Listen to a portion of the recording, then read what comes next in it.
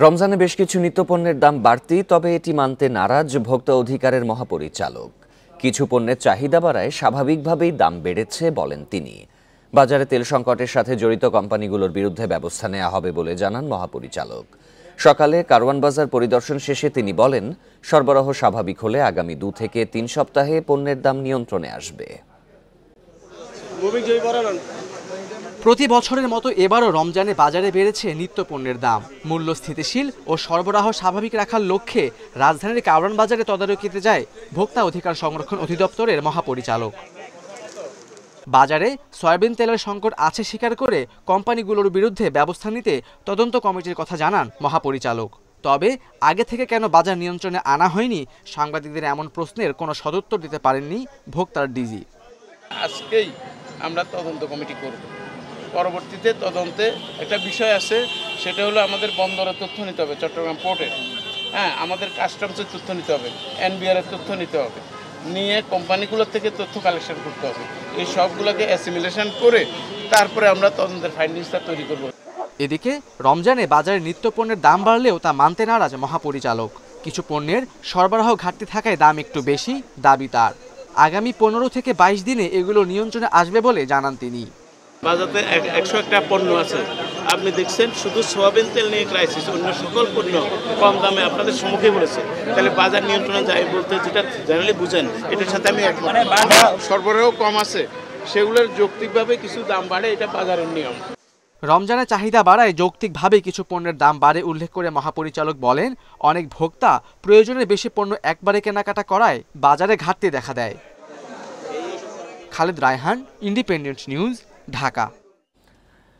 বাজার পরিস্থিতির আরো খবর জানাতে এবার বগুড়া থেকে যোগ দেবেন সহকর্মী হাসিবুর রহমান।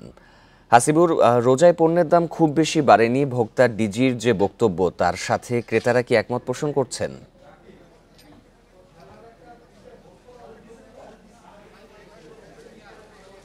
আমি কয়েকজন ক্রেতার সাথে এই বাজারে আসার আগে কথা বলেছি। তারা যেটি বলেছেন যে যেটি ইফতারের উপকরণ, অর্থাৎ রোজায় যেসব পণ্যের চাহিদা বেশি থাকে সেগুলো সবগুলোরই দাম কিছু না কিছু বেড়েছে। আপনি দোকানিদের বক্তব্যের কথাই যদি বলেন, তাহলে একজন সবজি বিক্রেতা একটু আগে বলছিলেন যে বেগুনে এবার আগুন লেগেছে, মাত্র একদিনের ব্যবধানে বেগুনে প্রতি কেজিতে 10 টাকা বেড়েছে।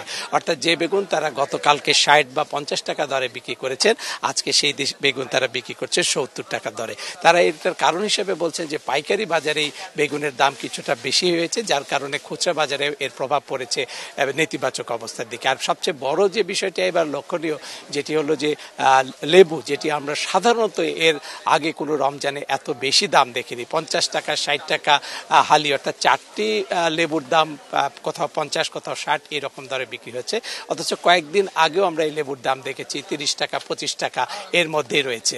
হঠাৎ করেই লেবুর দাম বেড়ে গেছে। আর আরেকটা উপকরণ যেটি ইফতারের জন্য খুবই গুরুত্বপূর্ণ বা খুবই পছন্দের, সেটি হলো ছোলা বুট। সেটির দাম এখন এই বাজারে, যেটি ফতেহালি বাজারে আমি দাঁড়িয়ে কথা বলছি, ফতেহালি বাজারে 100 থেকে 110 টাকার মধ্যে রয়েছে। এর বাইরেও আর বেশ কিছু পণ্যের খবর আমি নিয়েছি, সবগুলোতেই মোটামুটি স্থিতিশীল। বলছিলেন লেবুর দাম কি পরিমাণে বেড়েছে, আর শসা ও বেগুন যেটি আরেকটি নিত্য প্রয়োজনীয় পণ্য রমজানে, সেটির দাম কেমন বেড়েছে?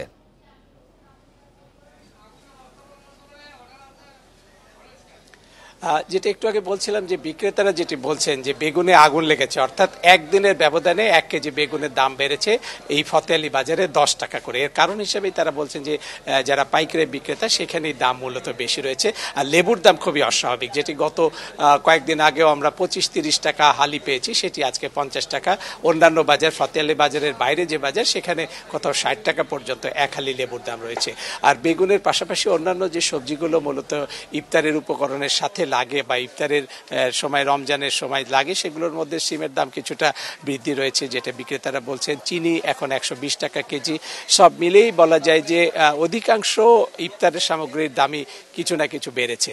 তবে অন্য যে বিষয়টি, বিশেষ করে সয়াবিন তেলের যে ঘাটতির কথা বলছিলেন একটু আগে খবরে, সেই অবস্থার খুব বেশি একটা পরিবর্তন হয়নি। এখনো প্রায় সবগুলো বাজারই সয়াবিন তেলের একটা ঘাটতির খবর বা বাড়তি দামে কেনাবেচা হওয়ার একটা খবর আমরা পাচ্ছি চারিদিক থেকে। রমজানে বগুড়ার বাজার পরিস্থিতির খবর জানাচ্ছিলেন সহকর্মী হাসিবুর রহমান।